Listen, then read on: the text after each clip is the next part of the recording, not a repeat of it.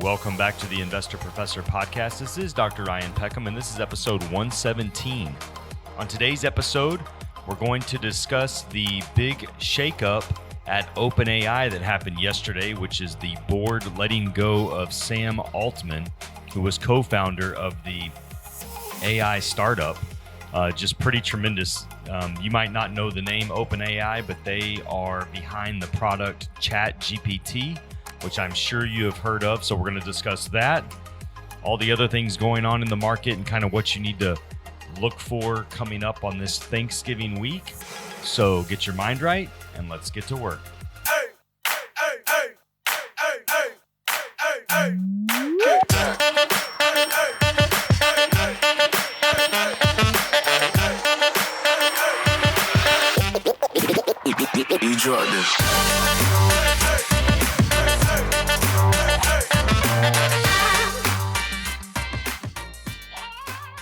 Well, welcome back. This is going to be Thanksgiving week in America, and that is normally a pretty slow time for the market where you're probably going to see a little bit less volume this week, and especially after maybe midweek, you'll see volume really go down for the market. So, but let's talk about how the market's doing overall. We haven't done a check-in for the year in quite some time. So if you look at the NASDAQ, it's up 34.96% this year, which is just a stellar year. The S&P 500's up 17.57, and the Dow Jones is up 5.34. So complete reversal from last year. When you look last year, NASDAQ was the worst performer, S&P was second worst, and the Dow was the best performer last year. So last year was a very, very difficult year for technology stocks with the rise of interest rates. Now we see interest rates stabilize, and all of a sudden tech stocks have come roaring back this year. And man, what a lesson in investing into the companies you believe in, continuing to invest even when they go down, and then just having a little bit of patience that the best companies in the world will somehow be able to figure it out. And so I am very thankful this year that we're not looking like we did last year, because last year was a very special kind of bad year in the stock market where literally the market's just going down day after day after day. That is so painful. It's not that painful when you look back on a chart, but it is extremely painful when you're going through it. As many of us felt last year. So I will say the market run that we've had, over the past couple of weeks has been fantastic. I would also tell you to be a little bit cautious because we are getting close to being overbought. And man, I don't know if I've said that in a year. I'm usually talking about us being oversold as the market is concerned, but now we're getting close to being overbought. So when you look at the oscillators, and just the amount of money that's flowed into the market, it's pretty tremendous. If you go look at the stock RSIs for companies, you can just go to www.stockrsi.com. You can type in names for specific companies, and you can kind of check and see where they are on their oscillator. And when you look at some of the heavyweights here that we've had, Microsoft and NVIDIA and Apple and all the names that we talk about, the Magnificent Seven, I mean, all of them are very, very high on the stock RSI. So, not my advice to you, because I can't be giving advice on this show. But my, guidance would be, if you own some of these shares and you've made a pretty good amount of profit over them over the last couple months, or quickly actually over the last 4 weeks, you can always trim a little bit. We did a whole episode about trimming a little bit at the top, taking some of that profit off the table, trading around a position, and then if the market comes back down, you can buy when things steady out. So go look at the stock RSIs of the companies you look at. I'm going to pull one up here. I'm just going to pick one at random. I'll pick NVIDIA because they report this week. So when you look at NVIDIA, their RSI is 89.89, which looks to be the second highest they've been this year. And man, they report earnings on the 21st, and they have really come up into earnings. So just to kind of give you just a little example of how this RSI really works, when you type in NVIDIA, when you look at NVIDIA, I always look at where were they on the chart. So if I go a month ago, you could have bought on October 31st, so Halloween, you could have gotten NVIDIA for $398, and now it's $493. So, you're talking about a massive move. And when they were down there, when they were down at let's call it 400. When they were at $400, their RSI was at 30.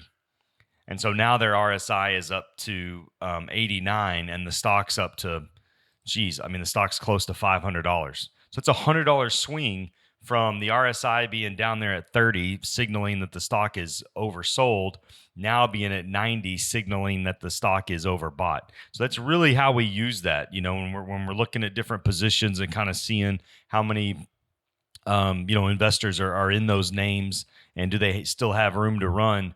On NVIDIA, especially with this massive run up, this $100 run up into earnings, I would be cautious going into earnings. And they'll probably have great earnings. I'm not saying they won't, but the expectations is that they're going to have really good earnings. And so we haven't talked about that a lot, but you'll see these companies, and as they report, sometimes a company that really didn't do that well will go up after earnings, and a company that did really well will go down after earnings. And a lot of it is really just kind of what's the expectation from the street, from Wall Street? What are the expectations of the analysts? And when you look at NVIDIA, the expectations are that they're going to blow it out of the water. So even if they do, it might not be enough. They might come down a little bit. So if you sell a couple shares here, sell 2 shares, 3 shares, whatever it is, trim a little bit, depending on the size of your position, maybe sell 10% of the shares you own, and then buy them back. If they slip on earnings, you can buy them back. And that's what trading around the position is all about. So, always telling you to buy and invest when the market is down. And then also, to when you've had a really good run, to take a little bit off the table and just be disciplined. Be disciplined in your investment strategy. It will help take care of you when times are tough, and also when they're good. So I wanted to talk about, there is some tech shakeup yesterday. OpenAI, who is the company behind Chatgpt, that is really just kind of really accelerated this AI. Just all the AI stuff we've been seeing, right? Like they really were the ones who kind of kicked us off. They kicked us off on this AI acceleration that we've seen here. And so they let their CEO go. Sam Altman yesterday was ousted as the CEO of OpenAI, and it really shocked everybody. It shocked everybody.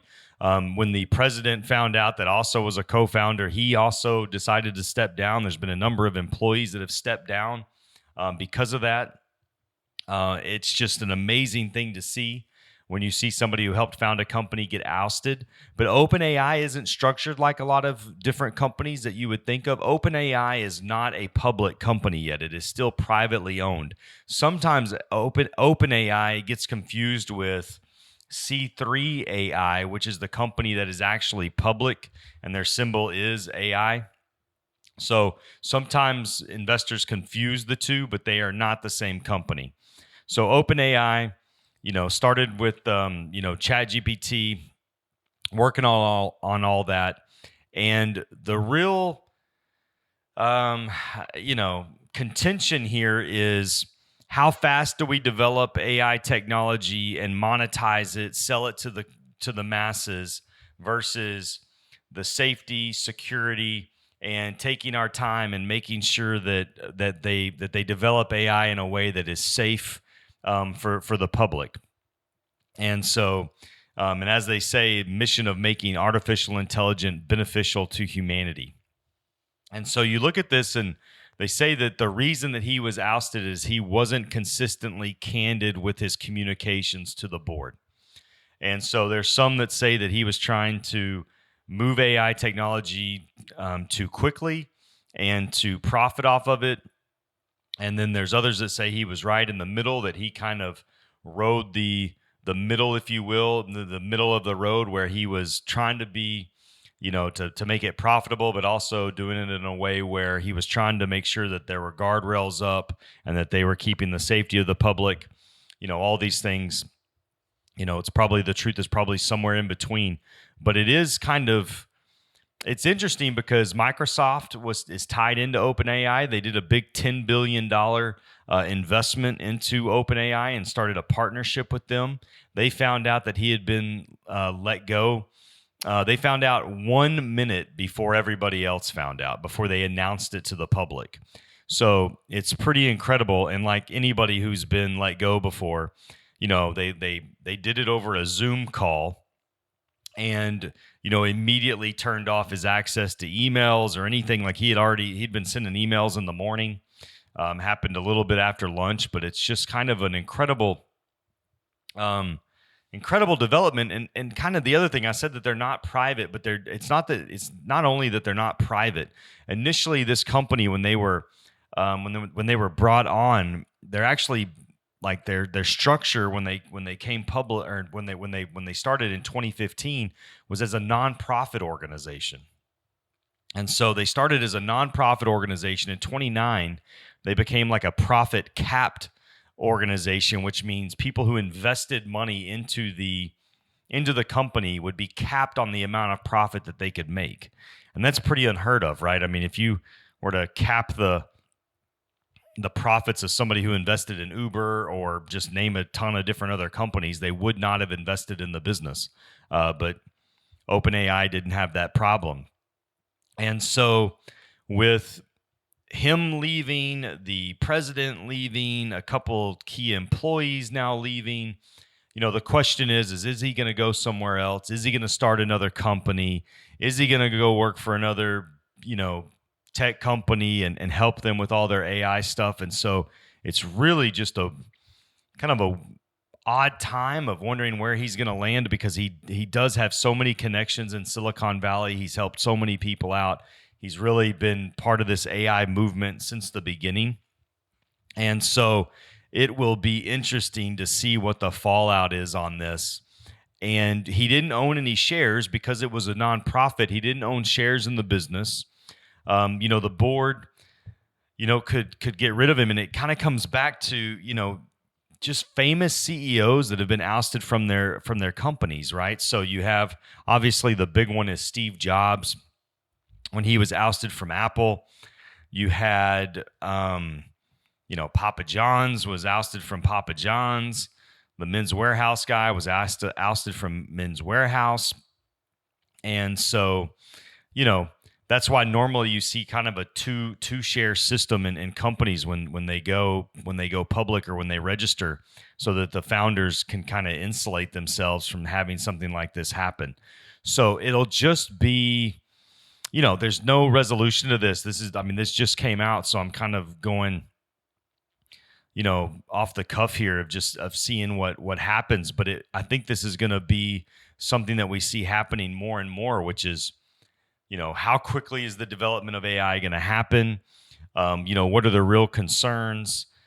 When you look at them talking about doing guardrails on AI and slowing AI development, smaller companies say that they're using that as a tactic to kind of stifle innovation, so that they can have more of the more of the profits of this down the road. And so we're really just kind of wondering, what's going to happen here. Obviously, Microsoft said that they want to know, that they're going to be looking for some explanation on this, seeing what's happening. The person that they put in as the new CEO of the company, or acting CEO, is a lady named Mira Murati, who was the chief technology officer for a long time for the company. She, I think, handled the Microsoft partnership, and she was kind of the face of that. And so she obviously seems very well equipped, been in this space for a long time. And so we'll see what happens. But these things are kind of always interesting. They said that some of the board members of OpenAI were effective altruists. And so effective altruism is basically where you're looking to do the most good with your resources and skills, and how can we best use our resources to help others. And so people that work and they give money away, and they say all the things that we do, all the value we create, we're going to give it back to society. And so when I saw that in some of the articles, it kind of jolted my memory bank here, because that's been a big thing that's been in the news a lot lately, because Sam Bankman-Fried from FTX was part of that EA, effective altruism camp of like, we're going to do these things and we're going to try to give all the money away and do the best we can for society. So we'll see how much that tie factors into things, but it'll be pretty interesting. It'll be interesting to see where this goes. AI, I feel a lot about AI like I did the internet. And obviously, I was much younger when the internet came about, and especially with investing. I remember 2000 financial crisis, the 2000 tech bubble bursting. I was in college at the time. I remember just seeing so many people knowing that the internet was going to change the world, but not really understanding how it was going to do it. And I feel like this is kind of the same way. And so I think about companies that are using this, that are slowly developing. It's like, what companies do you wish you would have invested in 2000 or 2003 or, whenever? And obviously that's a kind of a bad question, because it's easy to cherry pick the winners. I mean, obviously everybody wishes they could have bought Apple the day that the iPod came out, or Amazon when maybe 2003, whatever. It's easy to cherry pick companies. But I seriously think about, what are the companies that are out there that maybe are getting a little bit of attention, not a lot of attention, but could be the companies that really change the world on this. And some of them, I don't even think we know who they are yet. I mean, I don't think some of these companies that you can even invest in yet. Obviously, OpenAI is not a public company. You can't invest in them. And so we don't really spend a lot of time on this show talking about companies we can't invest in, but OpenAI is an important company. OpenAI is doing a lot of things that there's a lot of companies such as Microsoft and some of the others that are doing partnerships with them, trying to tie into this technology and help them develop it, help them ramp it up. And so you can see that obviously they're taking it very seriously, and we should too as investors. So keeping our eyes out for those kind of companies. It's one of the reasons why I like Palantir. I liked them in the beginning because of all the defense contracting stuff they had. I've talked about that on this show before, where the defense contracts gives them a base of revenue to basically, if things got bad, they could just depend on that revenue. They could work through the hard times, and then when things got better, hopefully, but it stabilized them. And now Palantir is doing a lot of AI stuff. They've been able to put it into some of their projects. And I think, Palantir, if everything keeps going well for them, I think eventually they're going to be a very important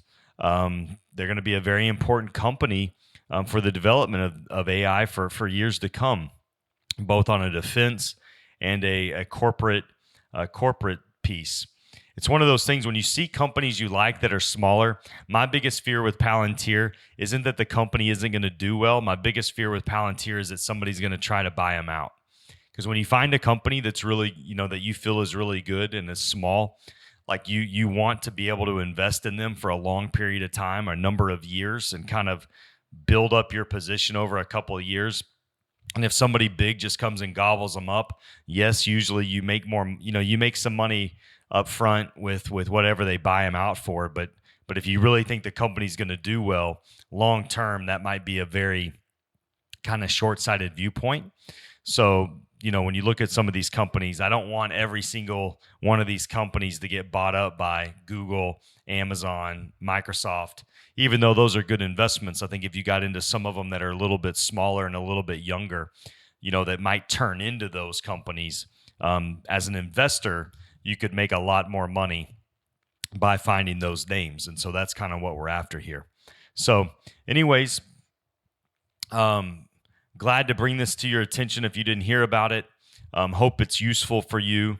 It's Thanksgiving week. I hope you get to spend some time with your loved ones, thinking about what you're thankful for, and just using this week to kind of give thanks, have perspective, be thankful for all the things that you have. And I almost forgot. I was supposed to talk about this in the beginning of the show. I almost forgot. So this podcast, Investor Professor, I'm gonna have to start with this next time. But Investor Professor podcast, top 5% in the world now, which is pretty incredible. I found that out yesterday. Somebody texted me. Shout out to Kevin for texting me and letting me know that. I'll have more details on it. I'll talk about it on another one. But we did just crack the top 5%, so we'll figure out what that means. I don't think our lives are going to change that much, but we really do appreciate the support and all the time and effort that y'all put into listening to these, and we'll try to get better every single time. We try to get better. So, hope this is helpful for you. Don't mistake activity for achievement, and I'll see you next time. Thanks, everybody.